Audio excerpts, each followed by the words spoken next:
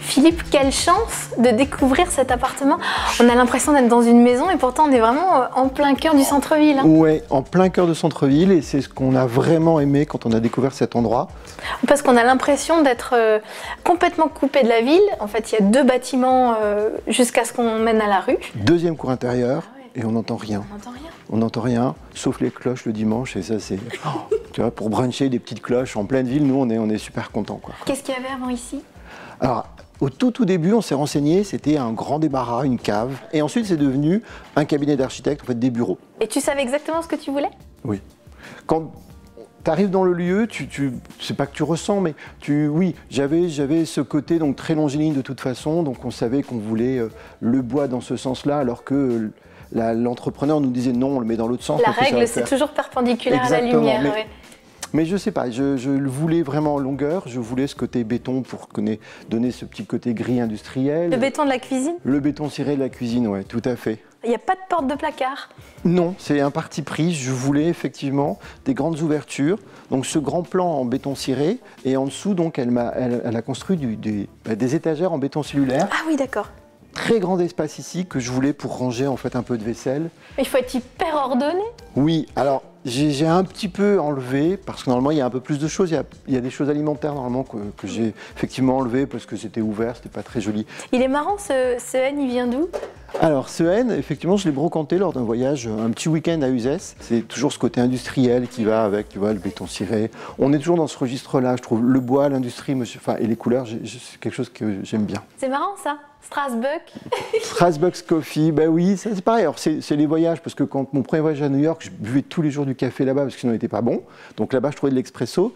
Et quand j'ai vu cette étudiante, en fait, un jour qui vendait des posters comme ça, en fait, étudiant des Arts Déco, qui a détourné en fait le logo de Starbucks et même jusqu'à l'Alsacienne avec les couettes. Moi, je trouvais ça formidable et bon, j'ai craqué tout de suite. Enfin, il n'y avait pas d'hésitation.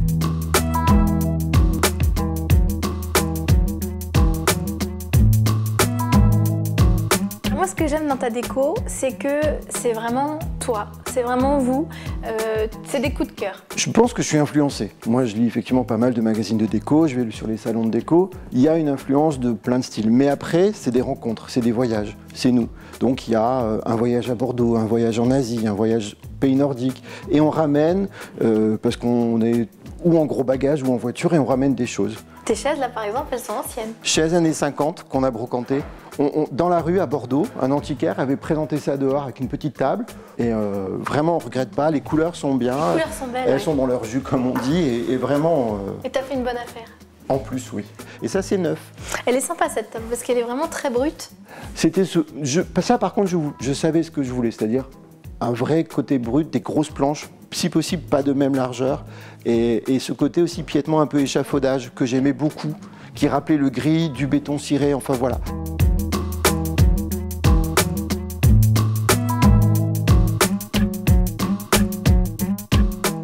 Alors la pièce maîtresse de ton salon, c'est mon petit lustre. Ce petit lustre. Mon petit lustre. Ce petit chapeau. Oui, ce grand chapeau brésilien.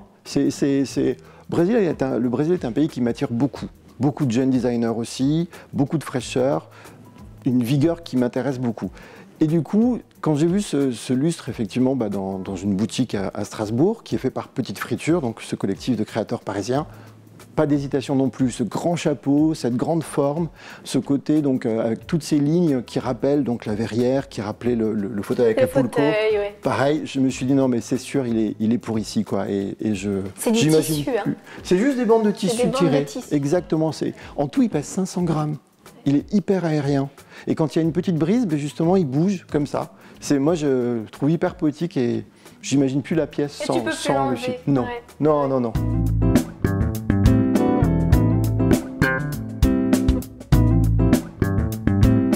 Alors, quelle bonne idée, cette verrière dans la chambre. C'est vraiment une continuité du salon. Exactement. Toujours pour ce petit problème de luminosité qu'on avait, on a eu cette idée c'était pareil, une évidence, de créer cette verrière pour donner de la profondeur, comme tu le remarques, la chambre, elle n'est pas hyper large. On est sur 3 mètres à peu près. Oui, c'est à peine plus large que le lit. Exactement, mais on ne s'en rend pas du tout compte parce qu'on a cette vision en fait, du salon, cette lumière qui vient des 2 percées qu'on a créées au fond du mur. Et j'adore le meuble là qui est derrière toi. À casier comme ça, il est juste bien proportionné. Tu as mis des petits bouts de... Tout petits bouts de papier, en fait, que j'ai trouvé dans une papeterie. Alors là, tu t'es amusé encore plus, j'ai envie de dire, avec la couleur, avec les années 50. Là, il y a plus de parti pris années 50. Ce canapé, il est dans un état impeccable. Oui. On dirait qu'il vient d'être pareil, on l'aimait beaucoup. Il vient de, je pense, de Suède ou du Danemark. Ça a été brocanté. J'ai un ami brocanteur en fait qui me l'a proposé. Ça, c'est des bons amis, ça. Oui. Il me propose toujours des petites choses très très sympathiques. Et après, je me suis amusé à mixer avec voilà, des choses plus modernes, des choses géométriques. Ce que j'aime, en fait, c'est bête, hein, mais voilà, j'aime bien le mix et du coup, on mélange tout ça. Et puis, il y a des petites astuces que j'aime bien. Là, il y a une porte de débarras. Comme c'est pas toujours joli les portes et comme les budgets sont aussi souvent limités, toi, tu as mis un trompe-l'œil dessus. Exactement. Un papier trompe-l'œil. Un papier trompe-l'œil auto-adhésif. Et du coup, c'est toujours années 50. Et derrière, il y a juste, effectivement, on range les couettes, il y a le cumulus aussi, le chauffe-eau. Et ça me semblait sympathique. J'avais pas envie de la repeindre, je savais pas trop comment. Il y avait déjà beaucoup de couleurs, du coup, ça me semblait sympa, oui, à faire. Très bien. Et puis pas compliqué. Et ta tête de lit là-bas, elle est géniale. Ça, c'est tout bête à faire. Toute petite astuce, je savais pas quoi faire. Et du coup, j'ai acheté 6 affiches en papier. C'est du papier très, C'est du très fin. papier... sur du papier recyclé, ce sont des Anglais qui font ça. C'est un collectif qui s'appelle 1973. Et du coup, en fait, j'ai juste posé 6 feuilles de papier avec du scotch japonais pour pas abîmer le mur le jour où j'en ai un peu marre, pour l'enlever. Et je trouve que voilà, on a ce rappel années 50 et jaune qui du coup se marie bien.